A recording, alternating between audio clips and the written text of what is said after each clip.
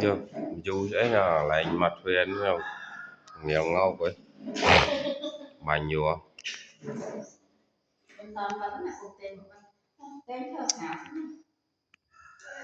thế chứ